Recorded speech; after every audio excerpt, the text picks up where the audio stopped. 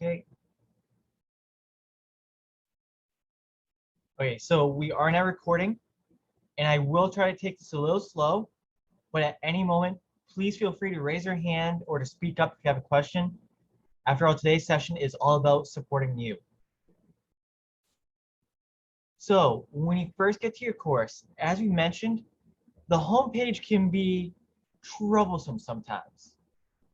Personally, I like to just hover over this, click the drop down, and select delete. And that's a theme that you're going to see a lot today. Hover over, click the drop down, select your option. With Blackboard, if you're ever feeling lost, chances are the solution is going to be hover to discover the solution. Other areas you might see when you first get your Blackboard course include information and content. These are what Blackboard calls content areas. I know a lot of faculty members also call them content folders, but that is a very specific thing in the system, so we want to make sure we use the right language. The benefits of content areas is that they're kind of like a book with all blank pages. You're the one who gets to write whatever you want within them. But just because you only have these two when you start off, doesn't mean you're only limited to 2 content areas in your course. On the contrary, actually, Blackboard makes it very easy to make as many content areas as you like. And to do that, all you have to do is hover over this plus button on top of the course menu, that's the screen menu right here. And after hovering it, I'm going to click Content Area. The more descriptive, the better. But for now, I'm just going to call this one Week 1. And as you work on a content area, I'm going to recommend you actually do not make it available to users. And the reason for that is if you hide the link, as you update it, you won't blast the students' inboxes with a bunch of new content has been posted in XYZ. Minimize the communications, minimize the confusion, minimize the spam in your own inbox. Now, what you might have noticed is after creating Week 1, it gets sent to the bottom of the course menu in a color I jokingly call inaccessible green. You can't really see it. So one thing I always do first is kind of hover over it. Let me zoom in so you can see it better. Then click the yellow arrows right here and just drag it up where I want. For now, I'm going to leave it under content, but you really can reposition this however you feel free, however you feel is appropriate. One thing you might experience when moving content is that you think that you move it down to the right spot, and then Blackboard just sends it down to the bottom. It's a bug. It happens every so often. And if you see it's happening, just click the up and down arrows, select the link you want to move, and just click the up and down arrows down here to reposition. And when all done, click submit. You even get a nice little confirmation pop-up that says items have been reordered.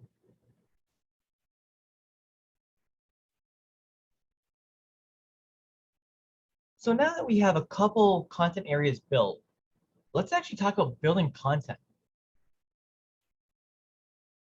So Chris, I know you mentioned you wanted to build some assessments and you don't really know how right now. So that is actually going to be under assessments and assignment.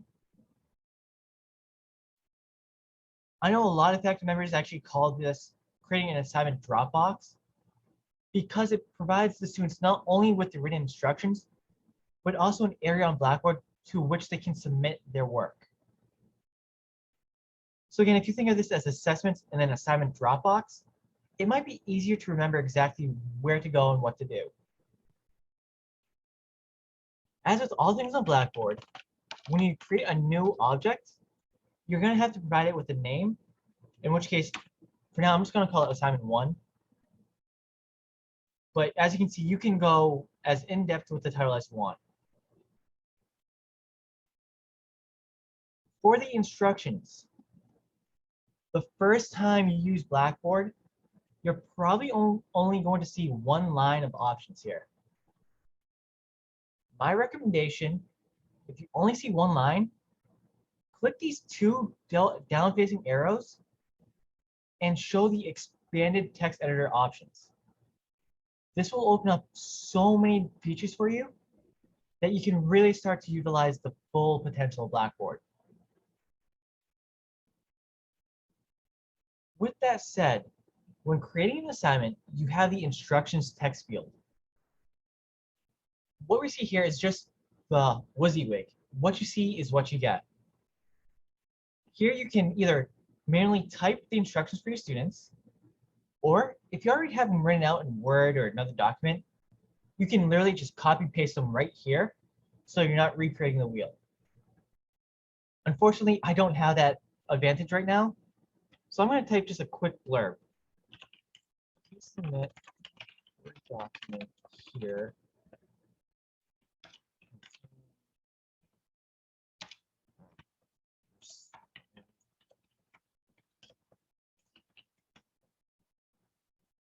When writing instructions, the more details you provide, the better. It's all about mitigating any confusion and making it so the students don't have to email you the same question over and over.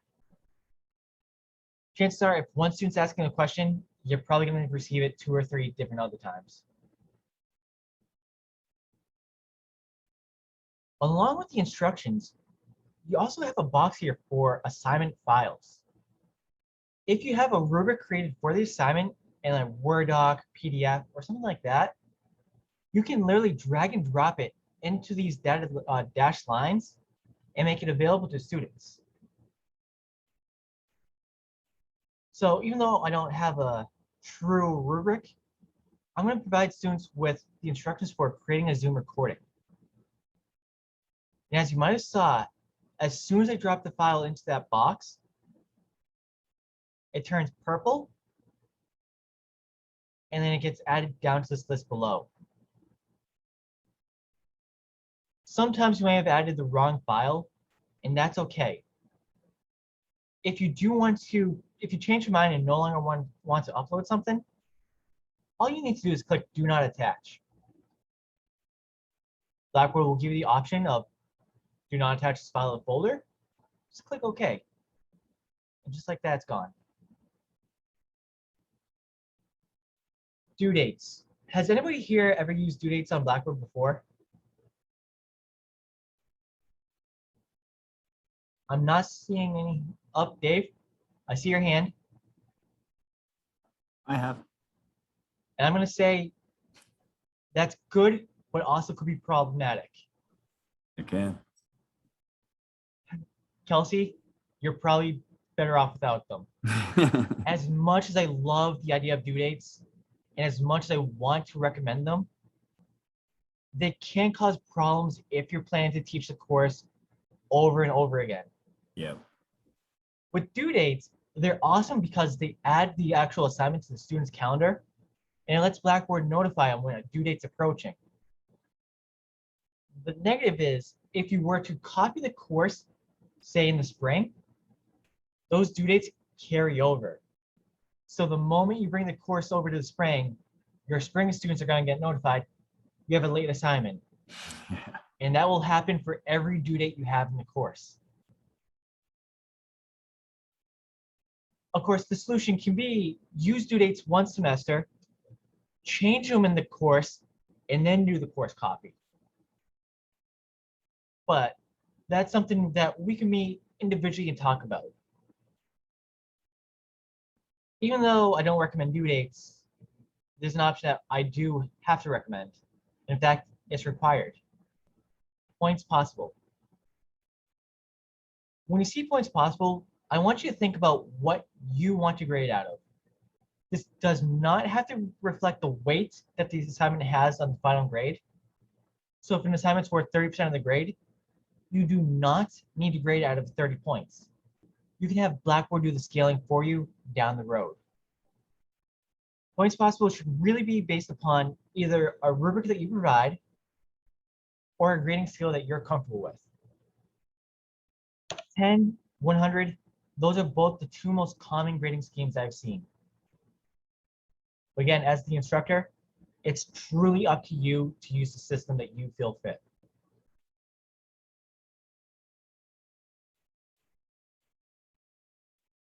When creating assignments, you also have a set of submission details. By default, the assignment type is going to be an individual submission. That is, every student submits their own work. If you plan on using groups and having group assignments, you'll have to use the submission details dropdown and select group submission. Of course, groups have to be made and Blackboard's yelling at me. The benefit of group submissions is that only one student per group has to submit the work. You only have to grade it once per group and leave comments once per group.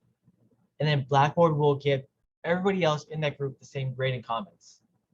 It can really cut down on the redundancy of your work, especially if you're doing group submissions, group assignments.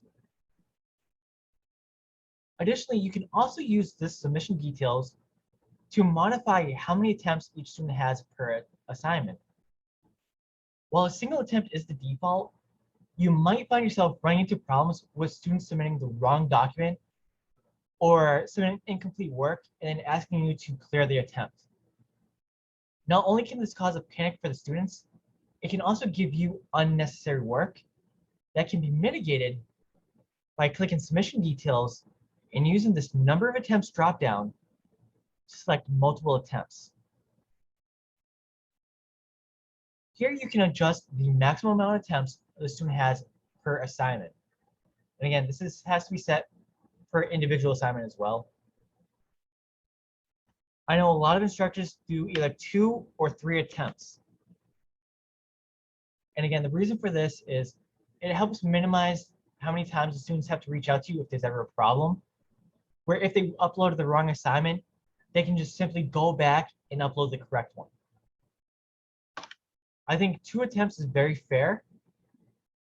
And if you allow multiple attempts, you can also adjust which attempt counts towards the final grade. Last graded attempt, the highest grade, and if you're feeling very kind, that's probably the nicest option you can select. Lowest grade, which is mean, but I can understand it. If they have to do 2 attempts, maybe you want to penalize them a little bit. First graded attempt, and the average of graded attempts. Again, as the instructor, it's completely up to you which one you decide. Personally, I'm going to stick with last graded attempt. And the really nice tool that's buried under this option, plagiarism tools. Some of you may have heard of a tool called Turnitin. And although it's my understanding that we used to have it, it's no longer necessary because Blackboard has SafeAssign, their own version of Turnitin, which checks student work based upon their very extensive database.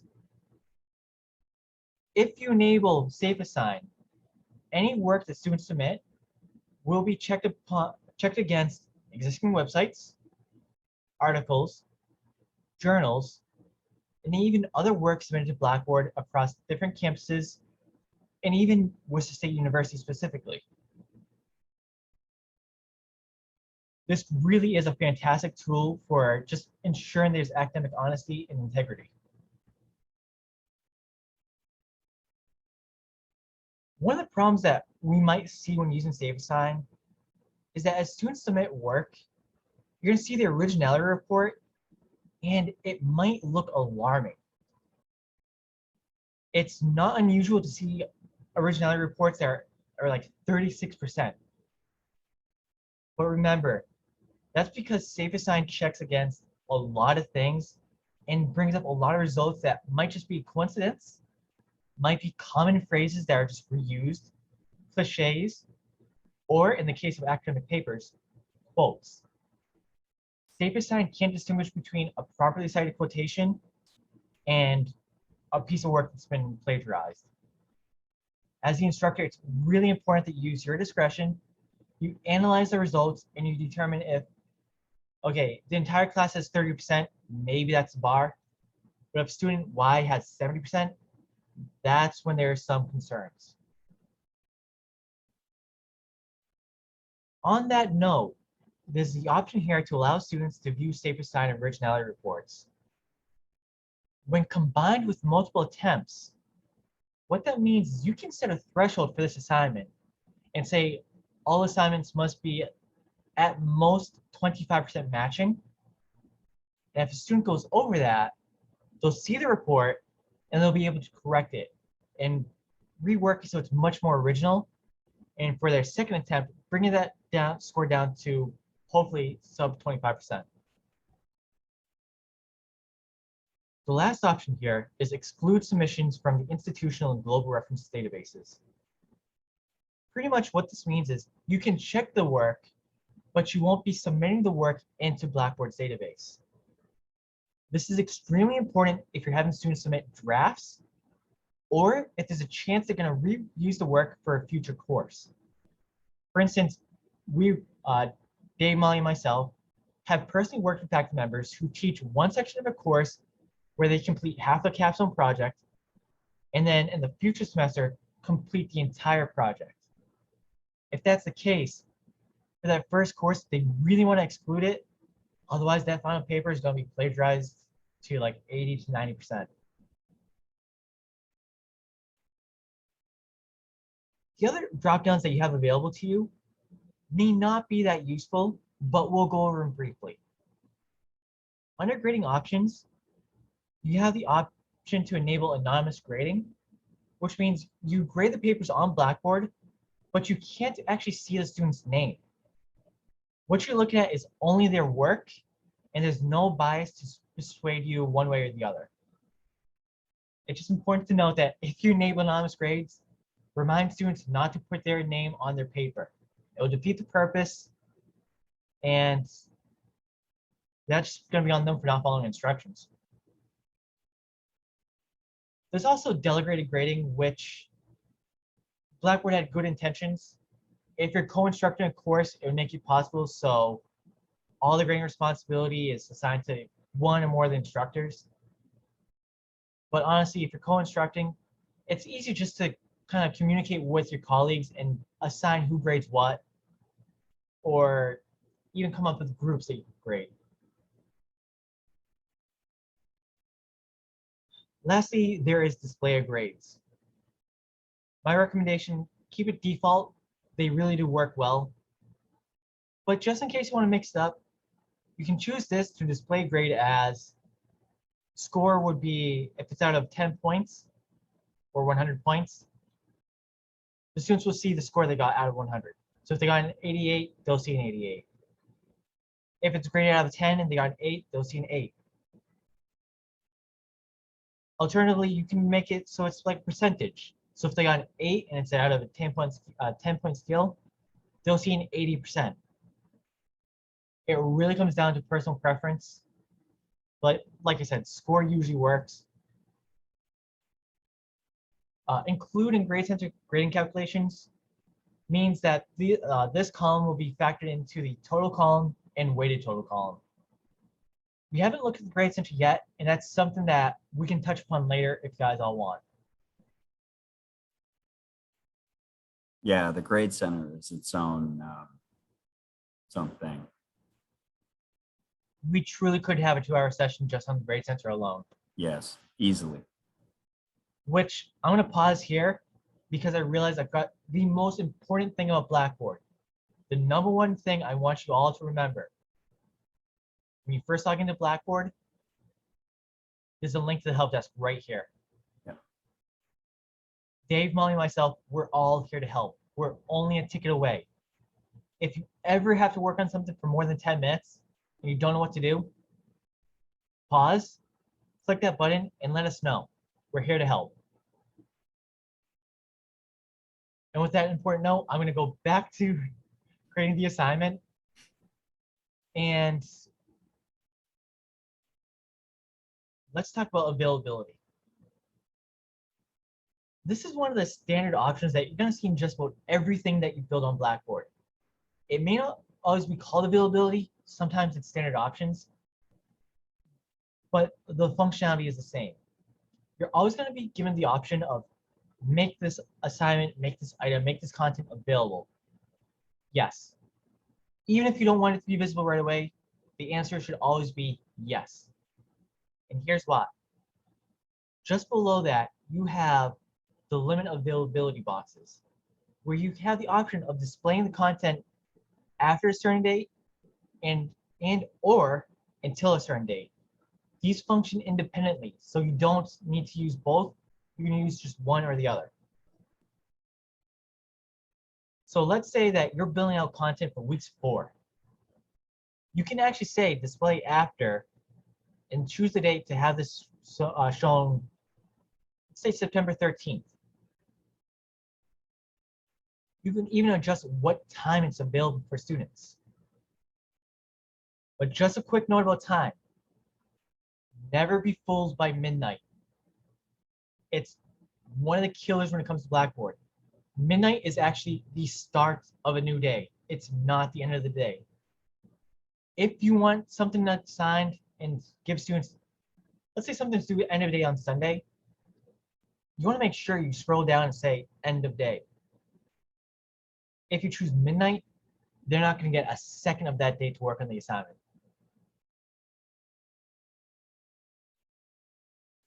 So for now, I'm going to say make this available right away, but display until, this time I'll do the 13th as well. 13th, end of day, 11:59 p.m. Track number of views. Personally, I don't think it works. It doesn't count individual clicks. It doesn't count individual views. It pretty much just tells you how many times students have gone into the folder itself. You can skip that. Let's just click submit. So here we can see the final assignment. I'm going to pause and take any questions because we just covered a lot.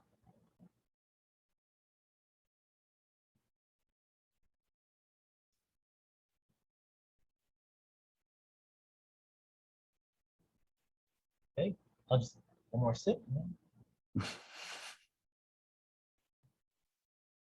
Okay, so we created an assignment, but there's more to your content areas than just assignments. There's also the actual lecture materials. Blackboard offers a few different ways that you can upload those to for your students. But they all start off with the same step. Go into the desired location, in this case week 1, and click build content. When building content, you have the option of creating items, files, web links, images, so on and so forth. My recommendation, stick with items. I like to use the analogy that Blackboard's content items is like Blackboard's Swiss Army knife. You can do just about everything with an item. So just like with the assignment, I have to give this a name. And I'm just going to call this lecture materials. And because I already clicked these 2 arrows once, I already see the expanded text editor. So using this WYSIWYG, this text editor, I'm going to just quickly type up some material that I might want to show to students. So let's say, you know what, I'm going to make this one a heading. Lecture slides. And what I can do here is just tell students, you know, I'm going to drop down back to paragraph. Please view the attached slides. And I'll show you how to attach those in just a second. Lecture slides, say, let's use some of the fun features of this text editor. Let's say you have a web resource that you want to share with students. Creating links on Blackboard is not easy. What you have to do first when creating a web link is to type the text that you want students to see before they can access it. So in this case, I'm going to say Blackboard shortcut.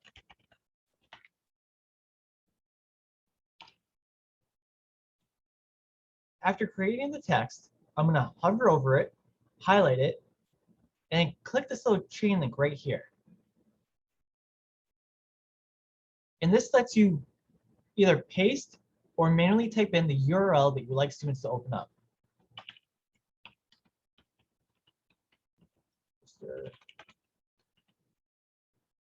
Now, when creating links on Blackboard, please, please, please, always make sure to open up in a new window. The reason why I'm stressing this is because if students click on a new link that brings them outside of Blackboard, when they're done viewing that resource, they might close the tab. And if they close a tab, that means they're closing out of Blackboard as well. It might only be a minor inconvenience, but it's still a completely avoidable one as well. So I'm just going to move Skype out of the way and click Insert. So we can see this the black text became a clickable link. But let's say you want to share more with your students. You want to make this engaging. You want to make this pretty. You want to make this actually fun. There are a few things that you can do. One of those is attach images. It's this button right here, third button from the left on the bottom. And if you click that, you can browse your computer, select an image, and add it right to the content item. Word of advice though, if you do upload an image to Blackboard, always give it an image description. Image description is Blackboard's verbiage for alternative text. And Molly, I'm going to let you give you a little spiel about this. Yeah, I was also going to say with the image, not just alt text, but make sure that you give credit to wherever you got the photo. I mean, we want to don't infringe on any copyright. Creative Commons is one great source for copyright-free images, by the way. Right, and there are lots of resources online, like Image Splash is another one that offers royalty-free images. So definitely feel free to Google royalty-free, license-free images, and you can share them. If they ask for credit, make sure to add it in the content item itself. But the image description is what Blackboard will use for any student that needs to use a screen reader or any other assistive device that makes it so if the student can't see the image, they can at least get a description and know what it's about. Or in the case of a broken image, say you use an image URL and website took the image down, the description will then take its place, so at least you know what was there before. It's helpful for you and the students. That's particularly helpful if you get into the ally portion, but accessibility in different formats, but that's a whole nother part of this. Yep. Another fun mashup is, well, actually under mashups, YouTube video. I know YouTube is a fantastic resource. Lots of different videos that you might want to share with students. And this one makes it easy to search for them. I'll just do Worcester State.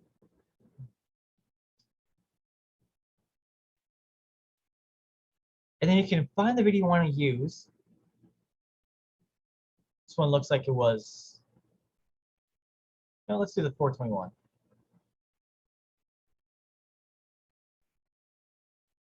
And when adding the video, you have a few options about what students can see. Right now, students will be able to see the name of the clip, although you can always adjust this as you see fit. They can see the YouTube information, duration, who uploaded it, when it was added, and the YouTube URL. If you ever want to modify those options, you can scroll down to mashup options and click, well, yes, I do want them to see the URL, but no, they don't need to see this type of information. Again, as the instructor, you can modify these however you want. And when you're done, just click submit. And the clip gets embedded right into the YouTube Blackboard page. Now, let's say that you actually do have PowerPoint slides that you want to share with your students. There are two ways that you can do this.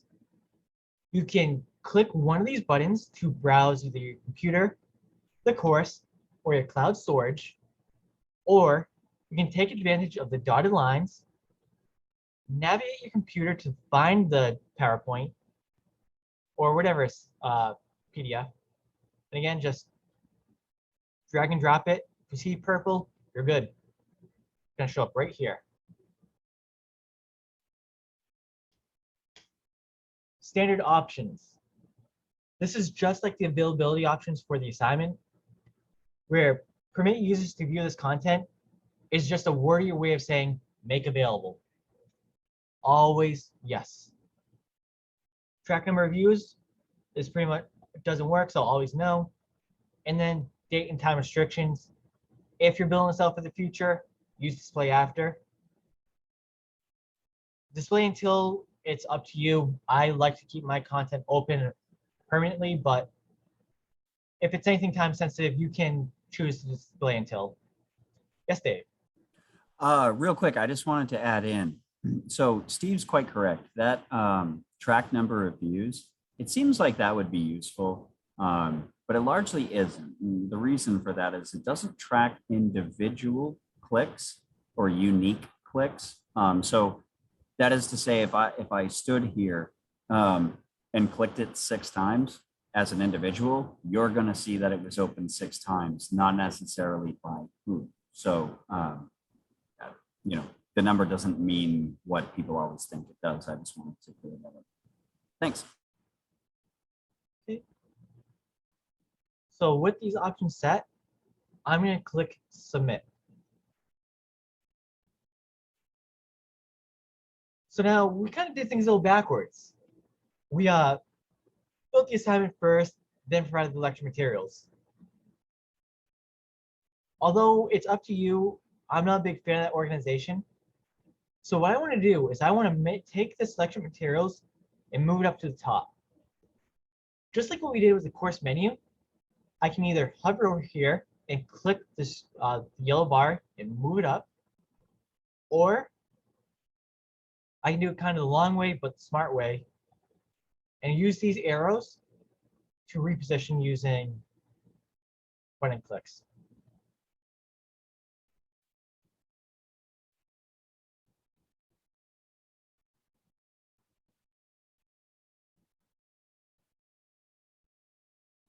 So I just provided you with kind of a higher level overview about adding content and adding assignments. I'll pause here for questions, and then afterwards I'll tell you about the student preview mode and the grade center.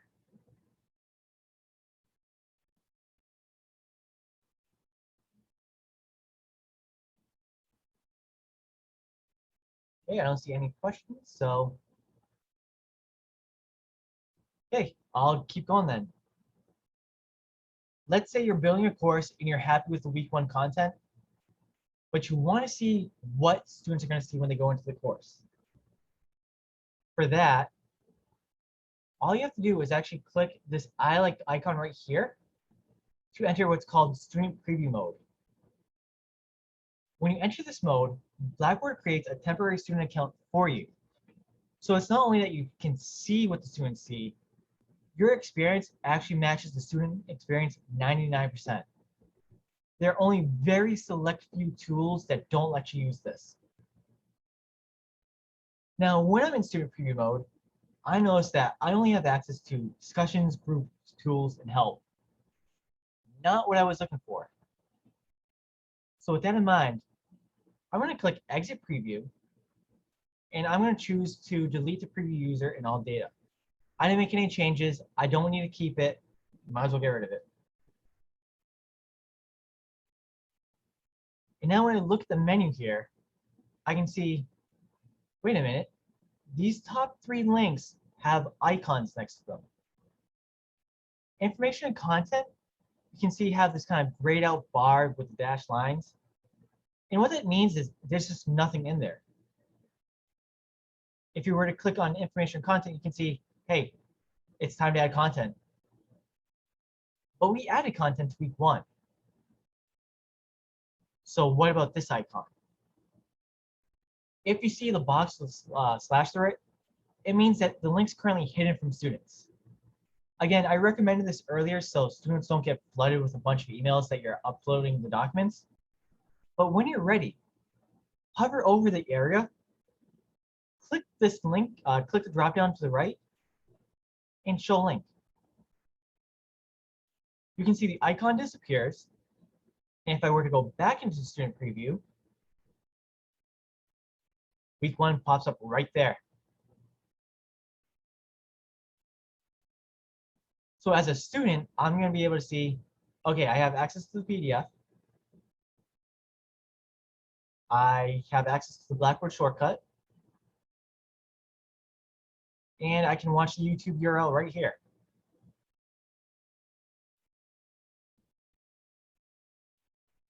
Additionally, I also have access to assignment 1. So as a student, I'm going to click assignment 1. I'm going to read the instructions, which are hopefully a little bit more detailed than what I have here. And they're either going to write or browse the computer to upload a submission. I know students are going to be on different devices. Some will be on Windows, some will be on Chromebooks, some will be on Macs. Every student at Worcester State University has access to the Office 365 suite. It's really important that, personally, I would recommend having them submit everything as either Word documents or PDFs. This way you know for sure that you can open them. Sometimes Mac users might submit work as pages.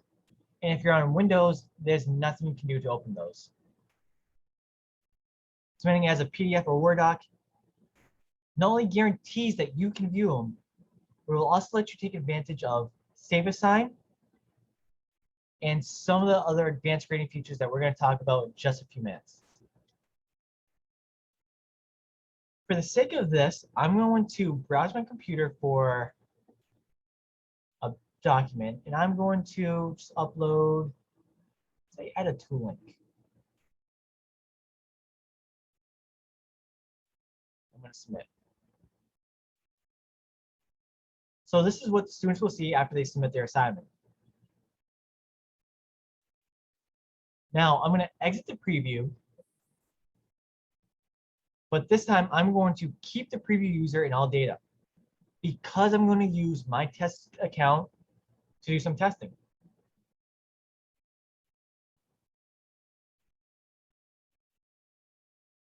So as the instructor, you gave your assignment, you know students are submitting work. How do you grade the work?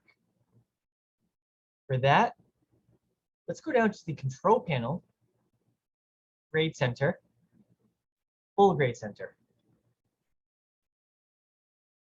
And here you can see, oh, assignment 1, and this student has a yellow exclamation mark that says, hey, I need to be graded. You can hover over that, click the dropdown that appears, and select the attempt. Or you can do it the easy way. Control panel, Grade Center, needs grading.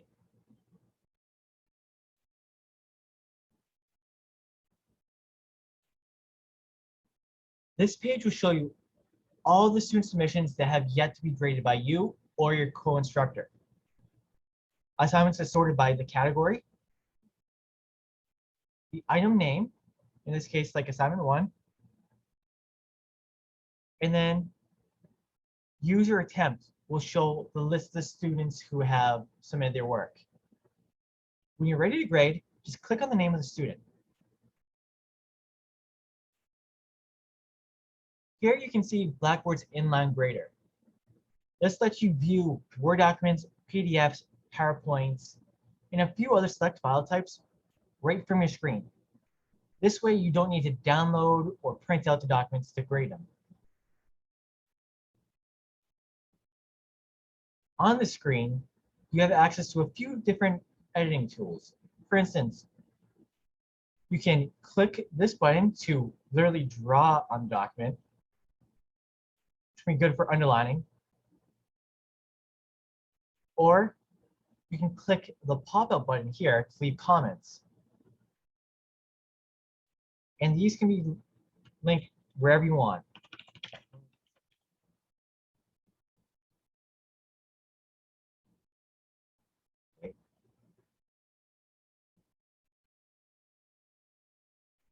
Be careful. If you click too close to the edge of the screen, Blackboard might make it a little bit more difficult to navigate back. Additionally, up here you have the option, you do have the option of printing the document or downloading it to your computer. It's completely up to you. When you're ready to actually provide a grade, you want to click in this kind of light blue box. I know it seems like you want to put grade here, but please don't. The attempt grade always goes in light blue, and then you're always able to provide feedback to the learner. Normally, you'll be providing feedback in the form of text or even attachments, but there's a really cool feature that not many people know about. And if you were to click this A, it brings up the WYSIWYG text editor. And there's this new button here that looks like a microphone. If you click that, you can actually record audio and video feedback to your students. And that's as simple as press that button, click and start record. And then as you talk, Blackboard is going to record whatever you speak into your webcam. So even if you can't be face-to-face with students, you can still provide them with that personal touch that lets them know that, hey, even if this is an online course, you're not alone. It's not an independent study. There's somebody here helping you. Recordings only have a maximum length of 5 minutes, but that should be plenty of time for feedback. I also want you to pay attention to this little microphone icon down here. And as you speak, you might notice that the white levels are kind of jumping up and down. And that's just letting you know that Blackboard is recording volume. If it's ever completely black, it means Blackboard's not hearing you and you might have some audio problems. When you're finished recording, click stop and then save and exit.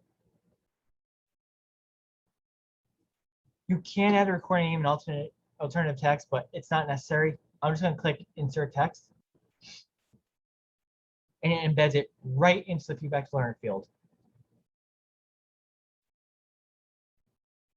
Now, you may have recalled when creating this assignment, I also checked the option for safe assignment. And here you can see that I have the safe assignment report, and it's I actually did not plan this out. It's a 25% overall match, so it would fit the make-believe criteria. And if I view the originality report, it tells me exactly where the alleged plagiarism occurred.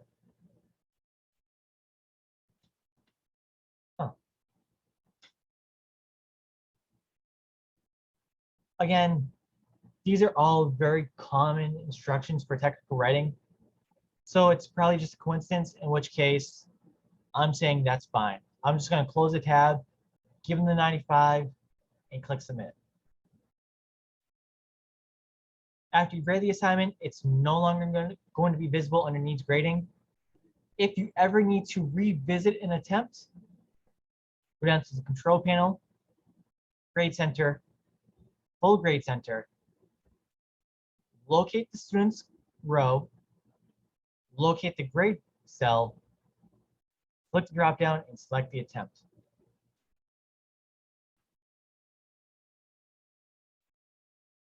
Okay, that was the high level overview of the Grade Center. If you have more specific Grade Center questions, it's really important that you send us a help desk ticket, because every course is going to be taught differently, because every course is going to have its own separate syllabus, its own grading scheme. it's very difficult to do a kind of comprehensive grade center training without tailoring it to your specific needs. You truly are only a help desk ticket away, and we're always glad to help you with the grade center. Okay, I'm going to pause here for any questions. I don't have a question, but it's not just grade center. Anything that anyone has a question with, just put in a ticket. We're here. So how about adding Zoom to the course?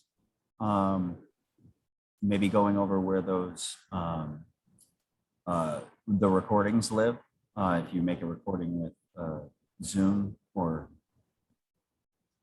You know, that's a great point. So we will talk about adding Zoom, but Zoom is considered a course tool, and there are two other course tools that are extremely important that you probably want to put in your course. Those are announcements, which is a way that you can reach out to your students via Blackboard that sends the message through email, but also saves a copy of the message in Blackboard.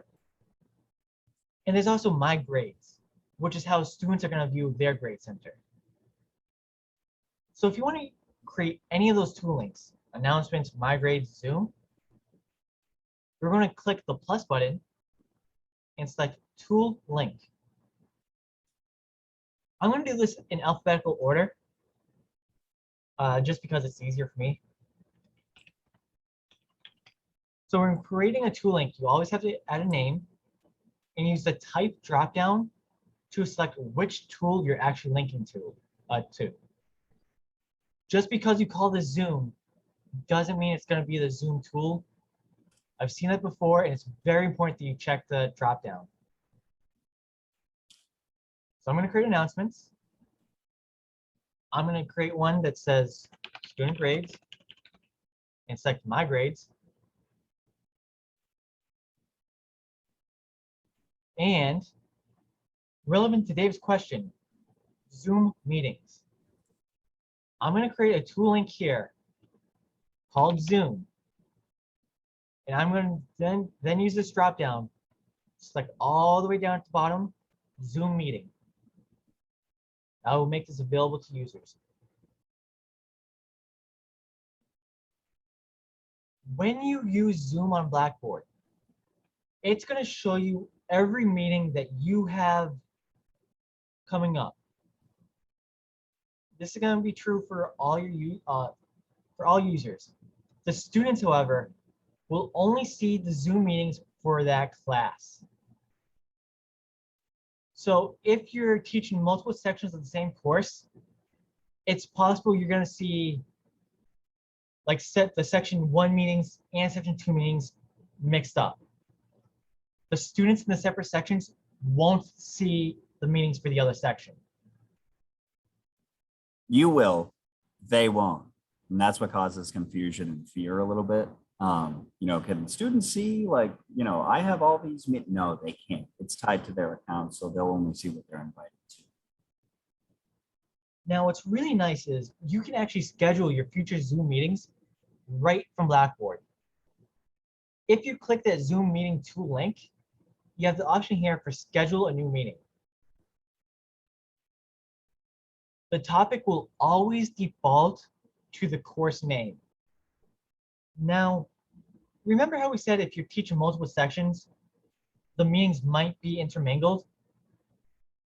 With that in mind, it's kind of important that you label it like section A or section B.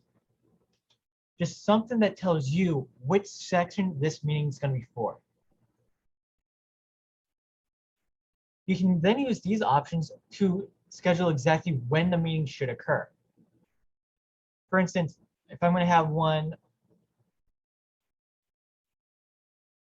September 6th, I'm going to start a meeting at 10 o'clock in the morning. 10 a.m. It's going to last an hour. But what if this is office hours? What if this is a meeting that you have every week? It'd be a little bit ridiculous to have to schedule a meeting every week, which is why Zoom gives you the option of recurring meeting. We're going to set the recurrence for weekly and say every Monday it's going to happen at 10 a.m.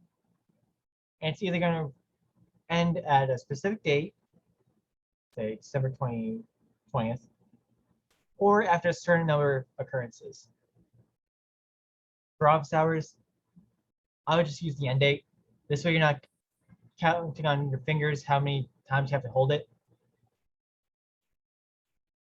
And I speak from experience, I've had to do that before. Other options when creating the Zoom meeting, enable waiting room. It's security purposes, it's really nice. It can prevent any Zoom raids, Zoom bombs, pranksters, keep them out of the room. If you enable waiting room, you get to choose who gets to enter and when. It's kind of like when you guys first entered today's meeting, we had to let you guys into the waiting room. And with that done, I'm going to click save. I have the option of adding it to my Google Calendar or even creating an invite or an invitation that I can send to other courses if I want to share their office hours.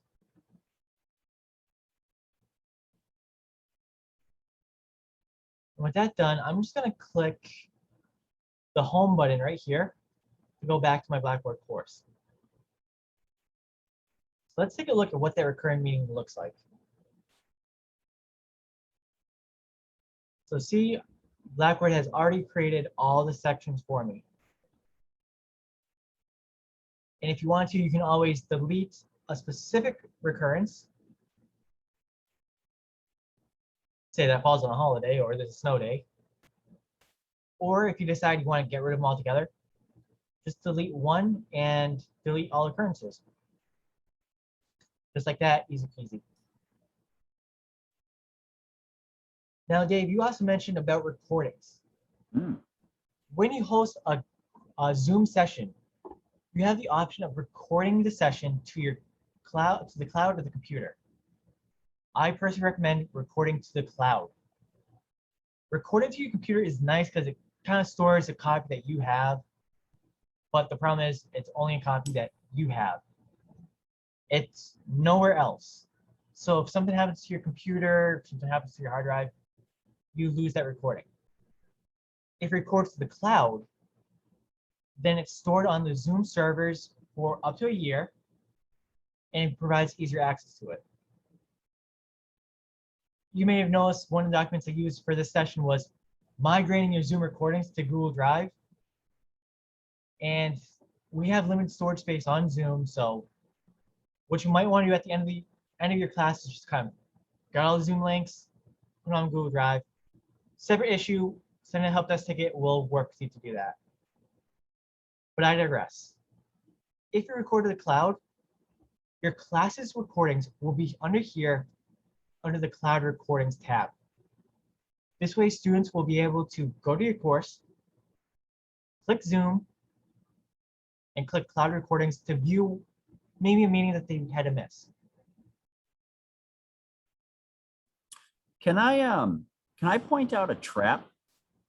Because your students may ask you about this if you decide to use Zoom. Can you, yeah, see when Steve opens this, you see where it says your current time zone is, and it's correct. Some of the students we've been noticing, their default time zone will be the Pacific time zone. So there'll be a 3-hour difference when they're supposed to show up. So one of the things that we tell people is just make sure that they're appropriately adding or subtracting from Greenwich Mean Time. Just make sure that they're on the Eastern time. That's all. We've had a little bit of confusion with that. Just something to look out for. Yep. Okay, so that is adding 2 links in Zoom to your course. Again, I'm going to pause here to rest my vocal cords. And I was going to say, everyone full yet? Yeah. Does anybody have any honey? Yeah. Or maybe a sucrette. Yeah. This is a lot of really great content, and it's so great to learn, but it's also like, all right, now I want to get off this and go try it all. Yeah, totally. I get it. Definitely. You're absolutely right. It's a ton. And it's one of those things that you get used to with using it more than anything else is the hands-on practice. Yeah. But remember, this session was recorded, so we will be able to provide you with a YouTube link. Maybe, well, we'll provide you with a Zoom link anyway. Yeah. Like I said, there's a lot of content here. It's very easy to feel overwhelmed. But again, we have the recording, but most importantly, we have the link. Help desk. Yeah. Never hesitate to send us a ticket. Yep. We're here to help, and you're here to help us have job security. Yeah.